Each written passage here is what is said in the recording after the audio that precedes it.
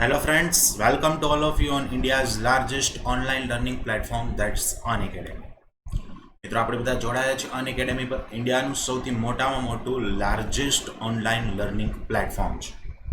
અને મિત્રો આ આપણી અનએકેડમીની specially for GPSC, specially for ગુજરાતની સ્પર્ધાત્મક પરીક્ષાઓની તૈયારી કરવા માટેની ઓનલાઈન યુટ્યુબ ચેનલ છે ગુજરાત 360 ડિગ્રી.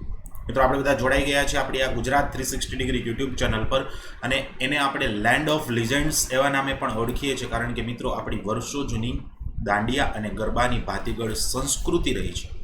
અને એ જ વર્ષો જૂની આપણી દાંડિયા ગરબાની ભાતીગળ સંસ્કૃતિને સાથે રાખી દરરોજને માટે સાંજે 5 વાગ્યે મિત્રો એવરી ડે 5 PM આપણે આપણી આ ગુજરાત 360 ડિગ્રી યુટ્યુબ ચેનલ પર બંધારણ વિષયને વાગોળીએ છીએ. બંધારણ વિષય. મિત્રો જે લોકો પહેલી વખત આપણા લેક્ચરમાં જોડાયા છે, પહેલી વખત આપણો લેક્ચર જોઈ રહ્યા છે, એ લોકોને બેઝિક ઇન્ટ્રોડક્શન આપી દઈએ. ભાઈઓ, my self is Yagnik Sabhaya. મારું નામ યાજ્ઞિક સભાયા છે. તમે યાજ્ઞિક સર અથવા સભાયા સર તરીકે ઓળખી શકો છો. I am connected in this field since last 5 years. છેલ્લા 5 વર્ષથી હું આ સ્પર્ધાત્મક પરીક્ષાના ક્ષેત્રમાં જોડાયેલો છું.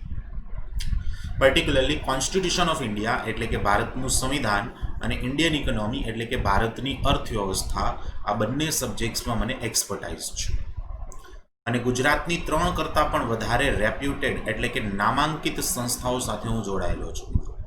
જેવી કે અમુક સંસ્થાઓનું નામ તમે સાંભળ્યું છે ભાઈઓ: IC, Institute for Competitive Examinations Rajkot, Junagadh, and banking academy Surat. આ બધી સંસ્થાઓ સાથે હું જોડાયેલો છું. ચલો મિત્રો, વધારે સમય ન લેતા આગળ વધીએ. મિત્રો આ આપણી જે છે પ્રીવિયસ યર ક્વેશ્ચન્સ પેપર છે, એમાં એ ખાસ કરીને યુપીએસસીના મિત્રો મેં તમને જણાવ્યું હતું, લેક્ચરમાં પણ જણાવ્યું હતું મેં તમને મિત્રો ખાસ, કે ઘણી બધી વખત તમને જીપીએસસીની પરીક્ષામાં યુપીએસસી પ્રીવિયસ યર ક્વેશ્ચન્સ બેઠે બેઠા પૂછાય છે અથવા એને લગતા પૂછાય છે. ઓકે, ઓલમોસ્ટ 20% ક્વેશ્ચન્સ એવા હોય છે કે જે યુપીએસસીની પ્રીવિયસ યર ક્વેશ્ચન્સ પેટર્નને આધારિત હોય છે. તો આપણે બિલકુલ આજની સિરીઝમાંથી શરૂ કરીને આગળ જ્યાં સુધી ચાલશે આપણું આખું પેપર, ત્યાં સુધી આપણે આ યુપીએસસી 2020નું સિવિલ સર્વિસ એક્ઝામિનેશન્સનું જનરલ સ્ટડીઝ પેપર 1 સોલ્વ કરીશું.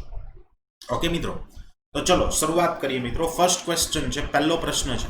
અહીંયા તમને હિન્દી અને અંગ્રેજી બે ભાષામાં પ્રશ્નો આપેલા હોય છે યુપીએસસીના પેપરમાં, પણ હું જ્યાં સુધી મારાથી બનશે ત્યાં સુધી પ્રયત્ન કરીને તમને એનું ગુજરાતી કરીને સમજાવીશ. મિત્રો પહેલો પ્રશ્ન હતો: આધાર મેટાડેટાને 3 મહિનાથી વધારે સંગ્રહિત કરી શકાય નહીં. મિત્રો આપણું જે આધાર કાર્ડ હોય છે, આધાર કાર્ડ સાથે આપણો મોબાઈલ નંબર લિંક હોય છે, આપણું બાયોમેટ્રિક ડેટા પણ લિંક હોય છે. તો જેટલી પણ એજન્સીઓ છે, ઓથોરિટી છે, જેમ કે બેંક છે, નોન બેન્કિંગ ફાઇનાન્શિયલ કંપનીઝ છે, પછી સુરક્ષા દળો છે, પોલીસ છે, આ બધાની સાથે સરકાર દ્વારા આધાર ડેટા આપણો શેર કરવામાં આવે છે. ઓકે, તો જે કંપનીને આધાર ડેટા મેળવવા માટેની ઓથોરિટી આપવામાં આવી છે, એ શું 3 મહિના કરતાં વધારે એ પોતાનો આ ડેટા સાચવી રાખી શકે? બિલકુલ સાચી વાત છે. જે કંઈ પણ કંપનીઓ સાથે સરકારે આધાર ડેટા શેર કરવા માટેની ઓથોરિટી આપી છે, એ 3 મહિના કરતાં પણ વધારે નહીં રાખી શકે. 3 મહિના કરતાં વધારે એ પોતાનો આ ડેટા એટલે કે ક્લાયન્ટનો ડેટા જે છે એને સેવ નહીં કરી શકે. ઓકે, તમને ઘણી વખત ખબર હોય તો તમે મિત્રો જ્યારે તમે લોન લ્યો છો બેંકમાંથી, ત્યારે તમારી પાસે ECS કરવામાં આવે છે, ઇલેક્ટ્રોનિક ક્લિયરિંગ સિસ્ટમ. ઓટોમેટિક તમારો હપ્તો કપાઈ જાય ત્યારે પણ તમારું આધાર વેરીફાઈ કરવામાં આવે છે. જ્યારે એ તમારું આધાર વેરીફાઈ થાય છે ત્યારે તમારું એડ્રેસ, નામ, પિતાનું નામ, મોબાઈલ નંબર, બાયોમેટ્રિક ડેટા એ બધું બેંક સાથે શેર થઈ જાય છે. અને એ બેંક 3 મહિના કરતાં વધારે આ ડેટાને સાચવી રાખી શકે નહીં. બીજો પોઈન્ટ છે, રાજ્ય પ્રાઇવેટ એકમોને આધારનો ડેટા ઉપલબ્ધ કરાવી શકશે નહીં. પ્રાઇવેટ એકમોને. ओके, राज्य निजी निगमों से आधार डेटा को साझा करने के लिए कोई अनुबंध नहीं कर सकता, कोई कॉन्ट्रैक्ट न કરી શકે મિત્રો. કોઈ પણ પ્રાઇવેટ કંપનીઓ છે એની સાથે કોન્ટ્રાક્ટમાં ન આવી શકે. ઓકે, આધાર કંપની જે છે, UIDAI છે, આધાર ઓથોરિટી, એની સાથે કોન્ટ્રાક્ટ ન કરી શકે, અનુબંધ ન કરી શકે. આ બિલકુલ સાચી વસ્તુ છે. મતલબ એક વખત, 2 વખત એવી રીતે શેર કરી શકાય, પણ કોઈ ટેન્યોર માટે એની સાથે કોન્ટ્રાક્ટ નથી કરવામાં આવતો. ओके, बीमा उत्पादों को प्राप्त करने के लिए आधार अनिवार्य, मतलब कि તમારે જો કોઈ ઇન્સ્યોરન્સ લેવું હશે તો આધાર અનિવાર્ય છે. નહીં, આ વસ્તુ ખોટી છે મિત્રો. મિત્રો સુપ્રીમ કોર્ટે પણ ડિસિઝન આપ્યું છે, સુપ્રીમ કોર્ટે પણ ચુકાદો આપ્યો છે કે ઇવન તમારે સરકારી યોજનાઓનો લાભ મેળવવો હોય તો પણ આધાર ફરજિયાત નથી. એટલે ઇન્સ્યોરન્સ પ્રોડક્ટ મેળવવા માટે પણ આધાર ફરજિયાત નથી. चौथा पॉइंट, भारत की संचित निधि से हित लाभ प्राप्त करने के लिए आधार अनिवार्य है. यस सॉरी हाँ बराबर है. त्रीजू साचू है. इंश्योरंस प्रोडक्ट माटे जे छे अनिवार्य है. यस मैं कीधुं एम के सरकारी योजना माटे अनिवार्य नहीं. बराबर है. आ रही चौथो पॉइंट अहींया छे, मिसप्लेस थई गयुं मारुं. त्रीजो अने चौथो पॉइंट बराबर है. इंश्योरंस प्रोडक्ट माटे अनिवार्य है, पण भारत सरकारनी कोई योजनाओमांथी तमारे लाभ जोतो होय, भारतनी संचित निधिमांथी लाभ मळशे कारण के योजनाओनो लाभ जोतो होय, ओके, तो एना माटे आधार अनिवार्य नथी. तो आपणुं वाक्य 1, वाक्य 2 अने वाक्य 3 आ साचुं छे. So option D is the correct answer for our this question. आपणा प्रश्ननो साचो जवाब छे ऑप्शन डी. चलो मित्रों આપણે જઈએ નેક્સ્ટ ક્વેશ્ચન પર. ઓકે, બીજો પ્રશ્ન આગળ આવશે. અહીંયા તમને ત્રીજો આપ્યો છે, બીજો આવશે. શું કહે છે મિત્રો? સંસદ સ્થાનીય ક્ષેત્ર વિકાસ યોજના, યસ MPLADS આ યોજના છે જેના અંતર્ગત દરેક સંસદ સદસ્યોને પોતાના સ્થાનીય વિસ્તાર માટે ગ્રાન્ટ આપવામાં આવે છે, સ્થાનીય વિસ્તારનો વિકાસ કરવા માટે. ફોર એક્ઝામ્પલ, કોઈ રાજકોટથી સંસદ સદસ્ય ચૂંટાયા છે તો એને ગ્રાન્ટ આપવામાં આવશે જેનો ઉપયોગ પોતે રાજકોટ વિસ્તારના ડેવલપમેન્ટ માટે, વિકાસ માટે કરી શકે છે. તો પ્રશ્ન એવો છે કે MPLADS યોજનાના સંદર્ભમાં નીચે આપેલા વાક્યોમાંથી કયા વાક્યો સાચા છે? એ આપણે ચેક કરવાના છે. ચલો ચેક કરીએ. પહેલું વાક્ય છે MPLADS ફંડ ટકાઉ પરિસંપત્તિ જેવી કે સ્વાસ્થ્ય, શિક્ષા અને અન્ય ભૌતિક આધારભૂત સંરચના એટલે રોડ છે, બસ સ્ટેશન છે, રેલવે સ્ટેશન છે, આ બધી આધારભૂત સંરચનાઓ છે, એના નિર્માણ કાર્યમાં આ ફંડનો ઉપયોગ કરી શકાય. યસ ડેફિનેટલી સાચું છે મિત્રો. મેમ્બર ઓફ પાર્લામેન્ટ સંસદ સદસ્ય પોતાના મત વિસ્તારમાં સ્વાસ્થ્ય ક્ષેત્ર, શિક્ષા ક્ષેત્ર અને ભૌતિક આધારભૂત સંરચના માટે, એના વિકાસ માટે પોતાના આ ફંડનો, પોતાના આ જે ગ્રાન્ટ છે એનો ઉપયોગ કરી શકે છે. ડેફિનેટલી સાચું છે. બીજું વાક્ય, દરેક સંસદના ફંડમાં એક અમુક ભાગ અનુસૂચિત જાતિ અને જનજાતિના લાભ હેતુથી ઉપયોગ કરવો જરૂરી છે. Yes definitely. જે મેમ્બર ઓફ પાર્લામેન્ટને આ ગ્રાન્ટ આપવામાં આવી છે એમાં અમુક નિશ્ચિત ભાગ, યસ નિશ્ચિત રકમ અનુસૂચિત જાતિ અને જનજાતિઓના ડેવલપમેન્ટ માટે, એના વિકાસ માટે ઉપયોગ કરવી જરૂરી છે. બિલકુલ સાચું છે. MPLADS ગ્રાન્ટ વાર્ષિક આધારે સ્વીકૃત કરવામાં આવે છે અને જે કંઈ પણ ફંડ સ્વીકૃત કરવામાં આવ્યું છે, મતલબ કે એપ્રૂવ કરવામાં આવ્યું છે, એને આગળના વર્ષ માટે ઉપયોગમાં લઈ શકાય નહીં. જો નહીં કિયા જા સકતા એવું કે ઉપયોગમાં લઈ શકાય નહીં. મતલબ કે એવું કહે છે કે ધારો કે ફોર એક્ઝામ્પલ વાર્ષિક ધોરણે આપણે દરેક મેમ્બર ઓફ પાર્લામેન્ટ માટે 5 કરોડની ગ્રાન્ટ મંજૂર કરવાની વ્યવસ્થા કરી છે. 5 કરોડની ગ્રાન્ટ મંજૂર થઈ ગઈ મિત્રો આ વર્ષે, ઓકે, તો એને આવનારા વર્ષ માટે ફરી પાછી ઉપયોગમાં ન લઈ શકાય. મતલબ એવું બની શકે 5 કરોડમાંથી 4 જ કરોડ યુઝ થયા અને 1 કરોડ યુઝ ન થયા, તો એને આવનારા વર્ષ માટે ઉપયોગમાં ન લઈ શકાય. નહીં, આ વસ્તુ ખોટી છે. ડેફિનેટલી એને આવનારા વર્ષ માટે ઉપયોગમાં લઈ શકાશે.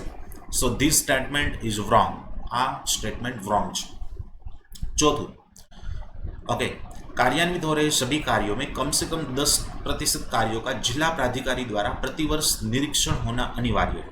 मतलब के जो जिला अधिकारी है, जिला अधिकारी एटले के जिला कलेक्टर, आ जे MPLADS ग्रांट मांथी जे काम करवामां आवे छे मेम्बर ऑफ पार्लामेंट द्वारा, एना ओछामां ओछा 10% कामोनुं डिस्ट्रिक्ट कलेक्टर द्वारा निरीक्षण थवुं जरूरी छे. यस बिल्कुल साचुं छे. ओके, तो कया कया वाक्यो साचा छे मित्रों? वाक्य 1, वाक्य 2 અને વાક્ય 4 આટલા વાક્યો સાચા છે. ત્રીજું વાક્ય ખોટું છે. તો આપણો કયો ઓપ્શન આવશે મિત્રો? Option D is the correct answer. Option D જે છે એ આપણા પ્રશ્નનો સાચો જવાબ થશે. જોજો મિત્રો, આમાંથી ઘણી બધી નવી માહિતી તમને જાણવા મળશે. મેં તમને કીધું છે, આની પહેલાં પણ જણાવ્યું છે કે યુપીએસસી સિવિલ સર્વિસ એક્ઝામિનેશન્સના પ્રીવિયસ યર ક્વેશ્ચન્સમાંથી ડાયરેક્ટલી અથવા ઇનડાયરેક્ટલી ઘણા બધા પ્રશ્નો તમને આવનારી જીપીએસસી પરીક્ષામાં પૂછાશે. તો આને લાઇટલી ન લેતા, ખાસ ગંભીરતાથી લેજો. ચલો, યસ, બીજો પ્રશ્ન છે મિત્રો આપણો, ક્વેશ્ચન નંબર 2. રાજ્યસભા લોકસભાને સમાન શક્તિઓ કયા કયા ક્ષેત્રમાં મેળવે છે? મતલબ કે રાજ્યસભાને નીચે આપેલા ઓપ્શનમાંથી કઈ કઈ બાબતમાં લોકસભા જેવી જ શક્તિ છે, સત્તા છે? चलो चेक करिए। ऑप्शन ए, नई अखिल भारतीय सेवाओं का गठन करने के विषय में। नहीं मित्रों, अनुच्छेद 312 आर्टिकल 312 अनुच्छेद 312 मुजब all India service Akhil Bharatiya सेवाओं सर्जन मात्र ने मात्र राज्यसभा ज करी शकशे। लोकसभा ने आ बाबत में कोई अधिकार प्राप्त हशे नहीं। तो ऑप्शन ए जतो रह्यो आपणे संविधान में संशोधन करवाना संबंध में। यस मित्रों, आर्टिकल नंबर 368 मुजब अनुच्छेद 368 प्रमाणे બંધારણીય સુધારાનો ખરડો બંધારણીય સુધારાનો ખરડો બંને સદનમાંથી પસાર કરવો જરૂરી છે। તો ઓપ્શન બી આ સંદર્ભમાં રાજ્યસભા અને લોકસભા બંનેને એક સરખી શક્તિ, એક સરખી સત્તા પ્રાપ્ત થયેલી છે। ચલો ઓપ્શન સી પણ જોઈ લઈએ। સરકારને હટાવવાના સંદર્ભમાં નહીં આવે મિત્રો, कारण के आर्टिकल 74 मुजब अनुच्छेद 74 मुजब 75 यस अनुच्छेद 75 मुजब आर्टिकल 75 मुजब सरकार मतलब के प्रधानमंत्री और मंत्री परिषद सामूहिक रीते मात्र ने मात्र लोकसभा ने जवाबदार है। मतलब के सरकार ने हटावा माटेनो अविश्वास मतनो प्रस्ताव मात्र लोकसभा में ज रजू करी शकाशे, राज्यसभा में नहीं। तो ऑप्शन सी पण नहीं आवे। कपात प्रस्ताव मित्रों, कपात प्रस्ताव एक प्रकारनु मनी बिल छे। यस, આપણે YouTube વાળા લેક્ચરમાં સમજ્યા છે મિત્રો, ડિટેલમાં સમજ્યા છે। આપણે બંધારણમાં YouTube વાળા લેક્ચરમાં મેં તમને કટ મોશન સમજાવી છે 3 પ્રકારના, જ્યારે આપણે વન લાઇનર પ્રકારના પ્રશ્નો સોલ્વ કરતા હતા ત્યારે। ઓકે, તો કપાત પ્રસ્તાવ એક પ્રકારનું મની બિલ છે અને મિત્રો अनुच्छेद 109 मुजब नाणा विधेयक मात्र ने मात्र लोकसभा में ज रजू थई सके, राज्यसभा में रजू थई सके नहीं। तो ऑप्शन डी पण खोटू, मात्र ने मात्र ऑप्शन बी आ आपणो जवाब रहेशे। बंधारणीय सुधाराना खरडाना संदर्भ में राज्यसभा और लोकसभा बंने ने एक समान सत्ता प्राप्त थयेली छे मित्रों। ओके,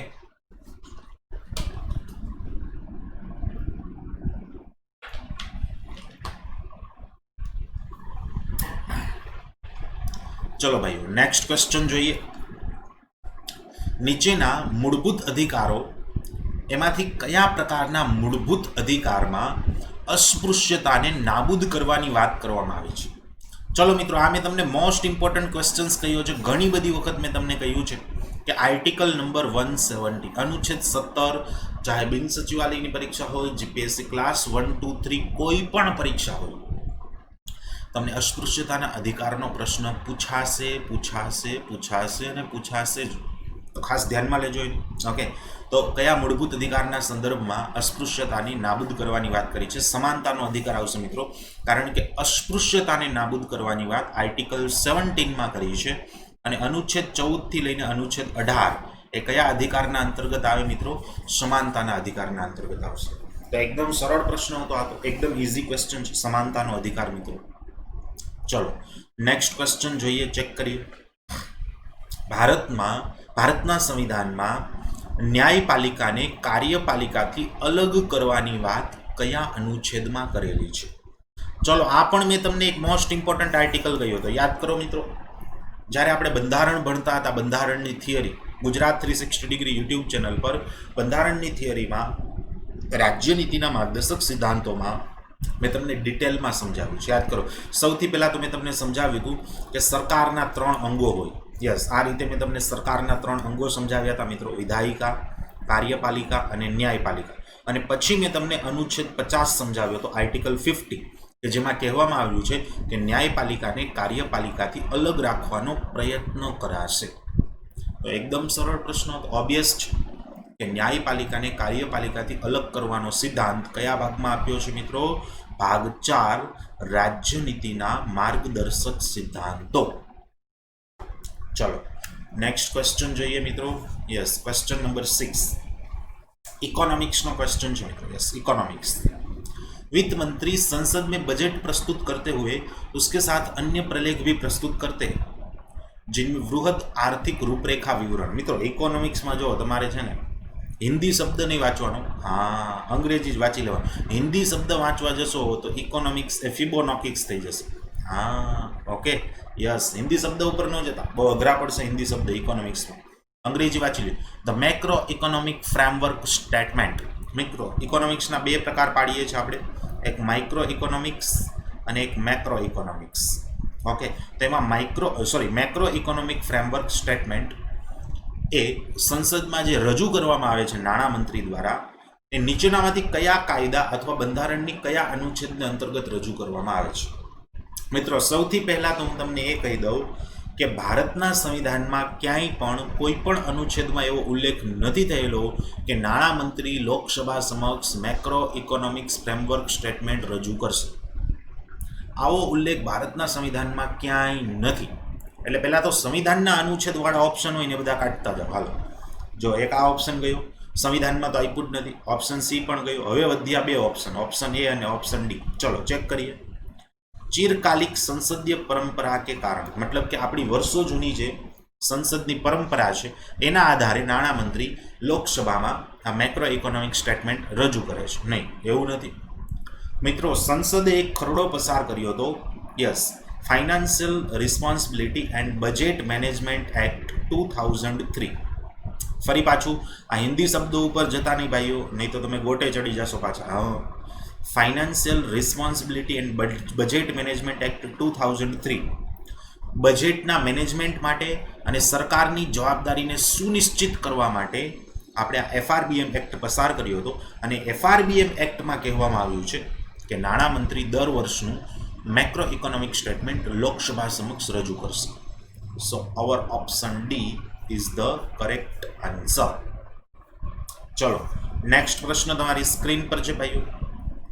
परिभाषा से संवैधानिक सरकार का अर्थ क्या है? ओके, गुजराती में कहूँ छूँ तमने, हाँ गुजराती में कहूँ छूँ मित्रों, एवं कहे छे कि संवैधानिक सरकार की व्याख्या शू थाय? यस, बंधारणीय सरकार की व्याख्या शू थाय? कॉन्स्टिट्यूशनल गवर्नमेंट कोने कहेवाय? नीचे ऑप्शन आप्या छे तमने, कॉन्स्टिट्यूशनल गवर्नमेंट कोने कहेवाय? जे सरकार विधानमंडल द्वारा बनती हो नहीं, खोटू।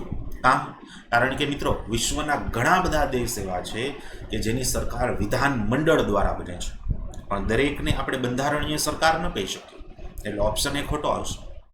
लोकप्रिय सरकार नहीं, ए पण खोटुं छे। लोकप्रिय सरकार एटले राजाशाही, राजाशाही सरकार होय ने बंधारणीय सरकार न कही शकाय। बहुदलीय सरकार नहीं, कारण के बहुपक्षीय सरकार होय तो एमां फिक्स नथी ने के बंधारणीय ज छे। एवुं बनी शके कि एमां लोकोनुं क्यांय पण भागीदारी नथी ने ए लोकोने डायरेक्टली नॉमिनेट करीने सरकार बनावी छे, तो एवुं जरूरी नथी कि जे सरकार बहुपक्षीय होय ए बंधारणीय होय नहीं। बंधारणीय सरकारनो सिंपल अने सोबर मीनिंग थाय छे लिमिटेड गवर्नमेंट। मित्रों, लिमिटेड गवर्नमेंट एटला माटे कीधुं कारण के एने आपणे बंधारण द्वारा अमुक अधिकारो आप्या छे, बंधारण द्वारा अमुक जवाबदारीओ आपी छे, અને સરકાર પોતાના અધિકાર અને જવાબદારીની સીમાના અંતર્ગત જ કામ કરશે, એ પોતાની લિમિટમાં રહીને કામ કરશે, એટલા માટે એને કહેવાય છે લિમિટેડ સરકાર, સીમિત સરકાર। યસ, લિમિટેડ સરકાર। તો બંધારણીય સરકાર એટલે લિમિટેડ સરકાર, લિમિટેડ ગવર્નમેન્ટ। ઓકે, ચલો નેક્સ્ટ ક્વેશ્ચન જોઈએ છે મિત્રો। ક્વેશ્ચન નંબર 9 છે, ભારતમાં લીગલ સર્વિસ ઓથોરિટી નીચેનામાંથી કયા પ્રકારના નાગરિકોને નિઃશુલ્ક કાનૂની સહાયતા ઉપલબ્ધ કરાવે છે? મિત્રો, આપણે રાજ્યનીતિના માર્ગદર્શક સિદ્ધાંતમાં પણ ભણી ગયા છીએ। આર્ટિકલ નંબર 39A જે મૂળ સંવિધાનમાં નહોતો પરંતુ 42માં બંધારણીય સુધારા દ્વારા આપણે સંવિધાનમાં સામેલ કર્યો છે। અનુચ્છેદ 39A માં કહેવામાં આવ્યું છે કે સરકાર એવો પ્રયત્ન કરશે કે દરેક લોકોને નિઃશુલ્ક કાનૂની સહાયતા ઉપલબ્ધ થાય। પણ ક્યાં આપ્યું છે મિત્રો? ભાગ 4 રાજ્યનીતિના માર્ગદર્શક સિદ્ધાંતમાં આપ્યું છે। મતલબ કે ફરજિયાત નથી। જો સરકારની ઈચ્છા શક્તિ હશે, સરકાર આર્થિક રીતે સક્ષમ હશે તો અને તો જ આ સિદ્ધાંત, આ અધિકાર લોકોને પ્રાપ્ત થશે। તો ચલો ચેક કરીએ। જેની વાર્ષિક આવક 1 લાખ રૂપિયાથી ઓછી હોય એવા વ્યક્તિને ફરજિયાતપણે નિઃશુલ્ક કાનૂની સહાયતા આપવામાં આવશે। સાચું। 2 લાખથી ઓછી વાર્ષિક આવકવાળા ટ્રાન્સજેન્ડર, મિત્રો ટ્રાન્સજેન્ડર એટલે જે મેલ પણ નથી અને જે ફિમેલ પણ નથી, એને કહેવાય છે ટ્રાન્સજેન્ડર। ઓકે, ટ્રાન્સજેન્ડર, યસ, જે વ્યક્તિ મેલમાં પણ નથી અને ફિમેલમાં પણ નથી, ઓકે, એને કહેવાય ટ્રાન્સજેન્ડર। તો ટ્રાન્સજેન્ડરને માટે અલગ લાયકાત છે, કારણ કે થોડો પછાત વર્ગ છે અને થોડો પેલું કહેવાય કે નબળો વર્ગ છે, એટલા માટે એના માટે 2 લાખની આપણે વાર્ષિક આવક મર્યાદા રાખી છે. ઓકે, તો આ પણ સાચું છે. બીજું વિધાન. ત્રીજું, જે વ્યક્તિ ઓબીસી કેટેગરીમાંથી આવે છે, અન્ય પછાત વર્ગમાંથી, એની ઓછામાં ઓછી વાર્ષિક આવક 3 લાખ. નહીં, આ ખોટું છે, આ ખોટું છે. ઓબીસી માટે એવી કોઈ જોગવાઈ નથી. ઓકે, દરેક સિનિયર સિટીઝન માટે પણ નિઃશુલ્ક કાનૂની સહાયતા, નહીં, એવી પણ કોઈ જોગવાઈ નથી, એવી પણ કોઈ જોગવાઈ નથી. તો માત્ર ને માત્ર વિધાન 1 અને વિધાન 2, આ 2 જ વિધાન સાચા છે. So option A is the correct answer for our this question. Yes, આપણા આ પ્રશ્ન માટે ઓપ્શન એ સાચો જવાબ થશે. Option A is the correct answer. ચલો, next question on your screen now. ચલો મિત્રો, નેક્સ્ટ પ્રશ્ન શું કહે છે? મૂળભૂત અધિકારો ઉપરાંત ભારતના સંવિધાનમાં નીચેનામાંથી કયા ભાગમાં માનવ અધિકારનું જાહેરાત 1948 ના સિદ્ધાંતોની જોગવાઈ કરવામાં આવી છે, એના સિદ્ધાંતો પ્રતિબિંબિત થાય છે? ચલો, પહેલા તો એ સમજાવી દો મિત્રો કે યુનાઇટેડ નેશન્સે 1948માં સંયુક્ત રાષ્ટ્ર દ્વારા યુનિવર્સલ ડિક્લેરેશન ઓફ હ્યુમન રાઇટ્સની જાહેરાત થઈ હતી. મતલબ કે માનવ અધિકારોની સાર્વભૌમિક જાહેરાત 1948માં કરવામાં આવી હતી યુનાઇટેડ નેશન્સની, જેમાં વિશ્વના દરેક દેશમાં રહેતા લોકોના માનવ અધિકારના સંરક્ષણની વાત કરવામાં આવી છે. ઓકે, હવે આ પ્રશ્ન એવું પૂછે છે કે આજે યુનાઇટેડ નેશન્સનું 1948નું હ્યુમન રાઇટ ડિક્લેરેશન છે એ ભારતના સંવિધાનના કયા કયા ભાગમાં પ્રતિબિંબિત થાય છે? ચલો ચેક કરીએ. સૌથી પહેલા આપ્યું છે ઉદ્દેશિકા. ઉદ્દેશિકા એટલે કે આમુખ, પ્રસ્તાવ. આમુખમાં પ્રતિબિંબિત થાય છે? Yes, definitely. મિત્રો, કહ્યું આપણે જેમ કે દરેક વ્યક્તિઓને સામાજિક, આર્થિક અને રાજનૈતિક ન્યાય આપવામાં આવશે. તો આ પણ એક પ્રકારનો માનવ અધિકાર છે, હ્યુમન રાઇટ્સ છે. દરેક લોકોને વિચાર, અભિવ્યક્તિ, વિશ્વાસ, ધર્મ અને ઉપાસનાની સ્વતંત્રતા આપવામાં આવશે. એ પણ એક માનવ અધિકારનો ભાગ છે.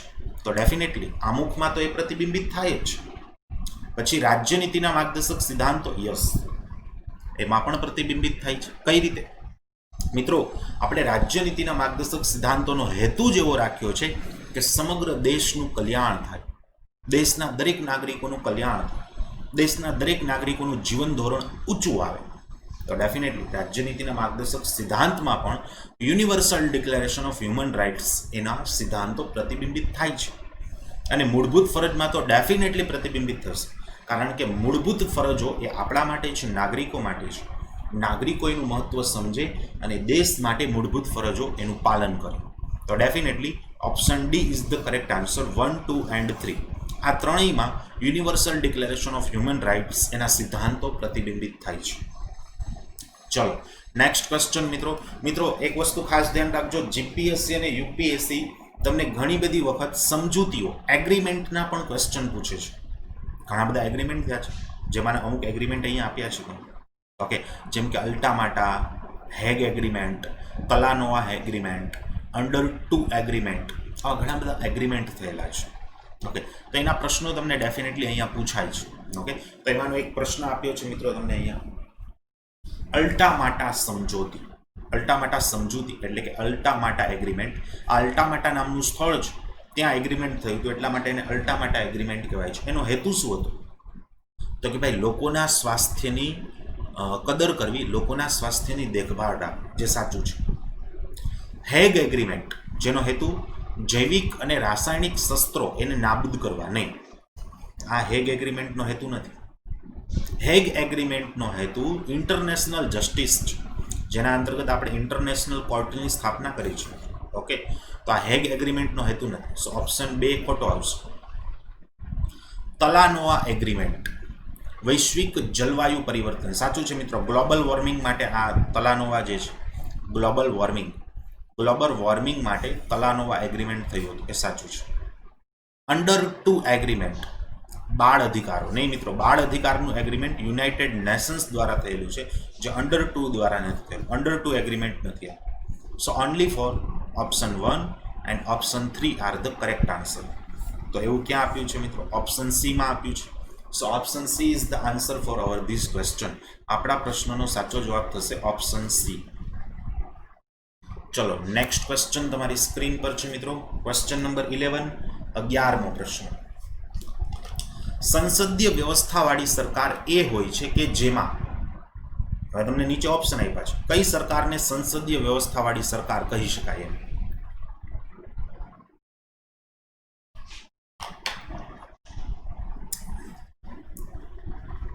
ચલો ચેક કરીએ.